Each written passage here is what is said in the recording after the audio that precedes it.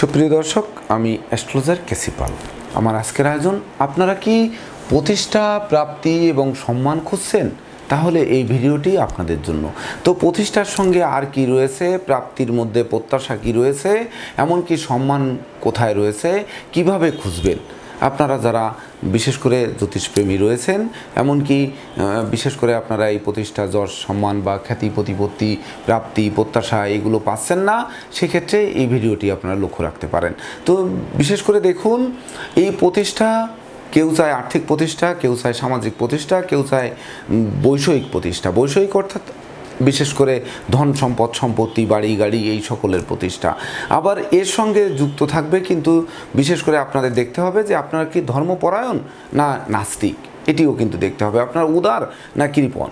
বিশেষ করে এই প্রতিষ্ঠা, প্রাপ্তি এবং সম্মানের মধ্যে লুকিয়ে থাকবে কিন্তু ধার্মিকতা, উদারতা, পরোপকারিতা, দেব দ্বিজে ভক্তি, শ্রদ্ধা।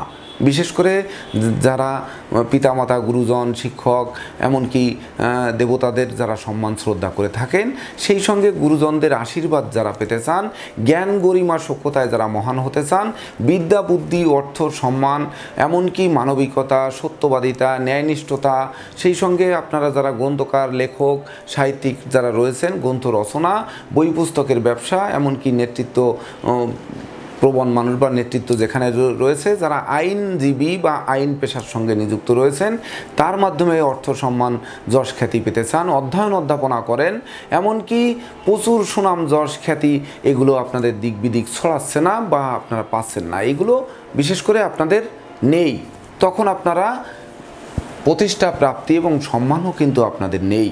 তাছাড়া বিশেষ করে যদি দেখেন যে আপনাদের ঘাড়ে ব্যথা, মেরুদণ্ডে ব্যথা, এমনকি পাকস্থলীর রোগ, জন্ডিস, ঘা পাসরা, গালের ভিতরে ঘা, ব্লাড ক্যান্সার, ফুসফুস, উচ্চ নিম্ন রক্তচাপ, লিউকোরিয়া, হার্টের প্রবলেম, এমনকি চুল পড়া, সেই সঙ্গে বিশেষ করে মান মর্যাদা বারবার নষ্ট হচ্ছে, আপনারা যতই ভালো কথা বলেন লোকে শুনছে না, এমনকি উল্টা আপনাদের দু কথা শুনিয়ে দিচ্ছে, সম্ভ্রম নষ্ট হচ্ছে, সেই সঙ্গে দাম্পত্য সুখ স্থায়ী হচ্ছে না, দাম্পত্য জীবনে অশান্তি লেগে আছে, সেই সঙ্গে সন্তান পাচ্ছেন না, সন্তান সুখ হচ্ছে না, পিতামাতার সাথে মতানৈক্য হচ্ছে, অর্থাৎ গুরু গিরি শিক্ষকতা যারা করেন, আবার গুরু শিক্ষককে যারা সম্মান শ্রদ্ধা করেন, এই দিকগুলোও কিন্তু একই সঙ্গে ফুটে উঠবে।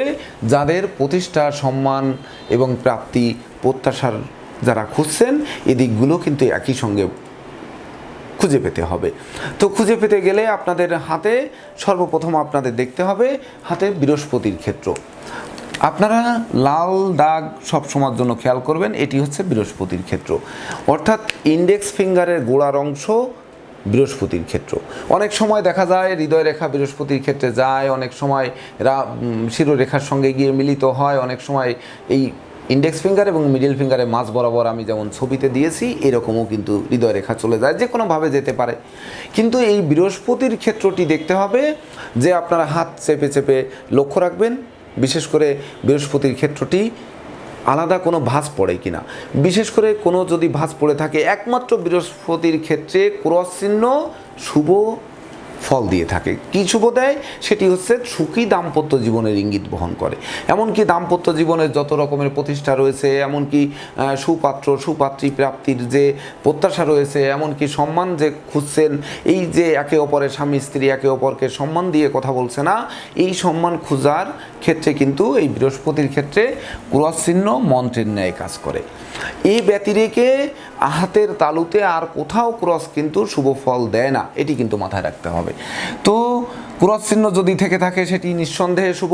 আরেকটি জিনিস রয়েছে যে সলোমন রিং যদি থেকে থাকে, অর্থাৎ বৃহস্পতির এই গোড়ার পর্বটিকে যদি বৃত্তাকারে, অর্ধচন্দ্রাকারে যদি ঘিরে থাকে, সেটি সলোমন রিং। এটি যদি থেকে থাকে তাহলেও কিন্তু আপনাদের মধ্যে সেই প্রতিষ্ঠা, প্রাপ্তি, সম্মান আপনারা যেটি খুঁজছেন সেটি পাবেন।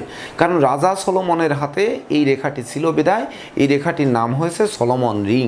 এটি কিন্তু আপনাদের সেই পরোপকারী করবে, দেবদ্বিজে ভক্তি শ্রদ্ধা আনবে, মানবিকতা আনবে, গুরুগিরি করাবে, শিক্ষকতা করাবে, পিতামাতা গুরুজনদের আশীর্বাদ দেবে।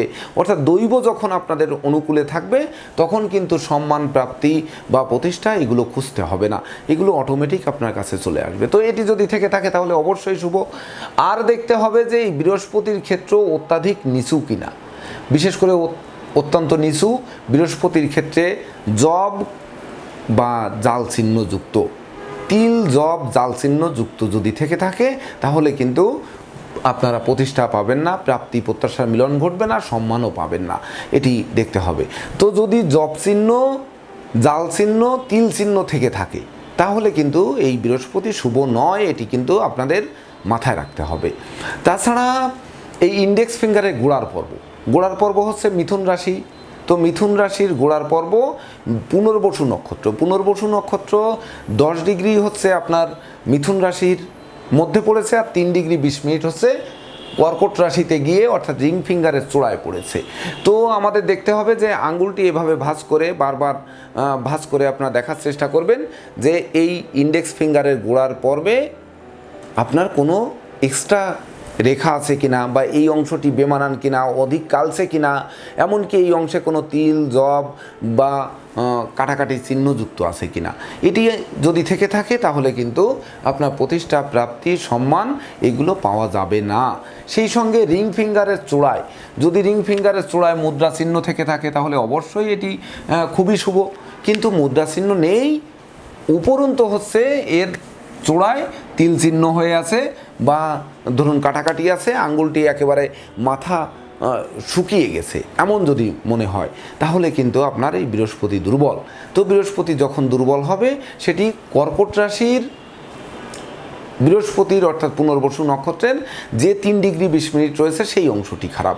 তখন কিন্তু আপনাদের বিশেষ করে বৈদেশিক সম্মাননা বা বিদেশ গমন, বিদেশ ভ্রমণ, এমনকি বিদেশ থেকে প্রাপ্তি, সেই সঙ্গে আপনাদের প্রতিষ্ঠায় টালমাটাল অবস্থান কিন্তু থাকবে।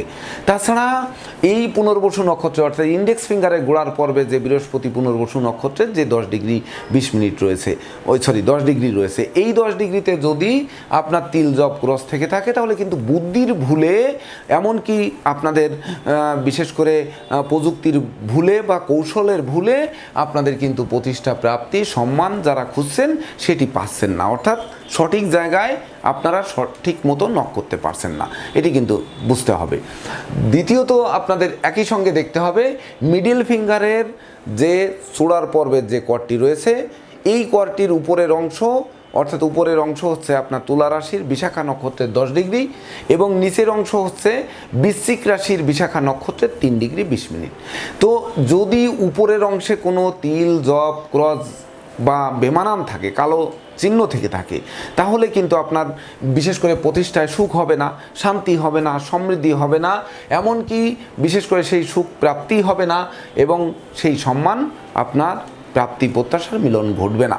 আর যদি বৃশ্চিক রাশির বিশেষ করে এই মধ্যমা আঙ্গুলের চূড়ার পর্বের বা মিডিল পর্বের এই লাল দাগের উপরে অংশ অর্থাৎ করের নিচের দিকের অংশে যদি আপনার কোনো জব, তিল বা জাল বা বেমানান বা কালসে অবস্থান থাকে তাহলে কিন্তু আপনাদের রাগ, জেদ, ক্রোধ, অহংকারের কারণে, এমনকি বাচালতা, বধিরতা, অপব্যয়, নিন্দার কারণে, সেই সঙ্গে বিশেষ করে আপনারা বেফাস কথাবার্তা বলার কারণে আপনাদের প্রতিষ্ঠা হাত ফসকে বেরিয়ে যাবে, যশ সম্মান বেরিয়ে যাবে, প্রাপ্তিও বেরিয়ে যাবে। অর্থাৎ আপনাদের ক্রোধ কিন্তু আপনাদের সংবরণ করতে কোনো ক্রমেই দেবে না, এটি কিন্তু মাথায় রাখতে হবে। তাছাড়া সর্বশেষ লিটল ফিঙ্গারের মাঝের পর্বের উপরের অংশ দেখতে হবে, যেটি আমাদের পূর্ব ভাদ্রপদ নক্ষত্র, উপরের অংশে রয়েছে আপনার পূর্ব ভাদ্রপদ নক্ষত্রের 10 ডিগ্রি। তো এই 10 ডিগ্রি হচ্ছে পূর্ব ভাদ্রপদ নক্ষত্র শনির গৃহে কুম্ভ রাশিতে। তো কুম্ভ রাশির শনির গৃহের যে অংশ অর্থাৎ উপরের অংশ যদি বেমানান থাকে, তিল জব ক্রস জাল থাকে বা ধরুন কালসে আবাযুক্ত থাকে, আঙ্গুলটির এখানে গলা চিকুনের মতো থাকে, তখন কিন্তু দেখা যাচ্ছে আপনারা শ্রম দেবেন কিন্তু শ্রম অনুপাতে বেতন পাবেন না, শ্রম অনুপাতে প্রতিষ্ঠা পাবেন না, শ্রম অনুপাতে প্রাপ্তি হবে না, শ্রম অনুপাতে সম্মান পাবেন না, অর্থাৎ কর্মফল পরিপূর্ণরূপে আপনাদের দেবে না। আর তখন কিন্তু প্রতিষ্ঠা, প্রাপ্তি এবং সম্মানে বাধা সৃষ্টি করবে। কিন্তু এই নিচের অংশ যদি বিশেষ করে লিটল ফিঙ্গারের মাঝের করের নিচের যে 3 ডিগ্রি পূর্ব ভাদ্রপদ নক্ষত্রের 3 ডিগ্রি 20 মিনিট, এটি মীন রাশিতে পড়েছে। এই অংশে যদি কোনো তিল জব ক্রস বা কালসে ওই একই রকম থেকে থাকে যদি সমান থাকে, ভালো থাকে, তাহলে তো অবশ্যই ভালো। আর যদি খারাপ থেকে থাকে তখন কিন্তু আপনাদের এটি বৃহস্পতির গৃহ এবং পূর্ব ভাদ্রপদ নক্ষত্রের 3°20' বৃহস্পতির ক্ষেত্রে গিয়ে মীন রাশিতে পড়েছে। তখন কিন্তু এই বৃহস্পতি প্রকৃত ন্যায়নিষ্ঠা, প্রকৃত দেবদ্বিজে ভক্তি শ্রদ্ধা, প্রকৃত পিতামাতা গুরুজনদের আশীর্বাদ, জ্ঞান, প্রজ্ঞা, সম্মান, অর্থ, যশ, মানবিকতা, সত্যবাদিতা, ন্যায়নিষ্ঠা এর কোনো কিছুই প্রাপ্তি কিন্তু ঘটবে না। তবে এটি যদি শুভ থাকে, এক্সট্রা আলাদা কোনো রেখা না থেকে থাকে, তাহলে নিঃসন্দেহে এটি কিন্তু পাবেন। তো এই অনুযায়ী দেখতে হবে যে আমাদের এই প্রতিষ্ঠাটি কোন দিক থেকে হবে, প্রাপ্তি কোন দিক থেকে হবে, সম্মান কোন দিক থেকে হবে।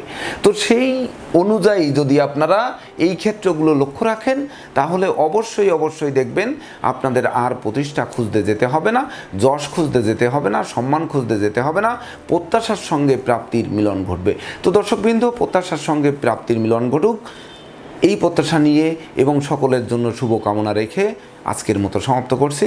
শুভ নমস্কার।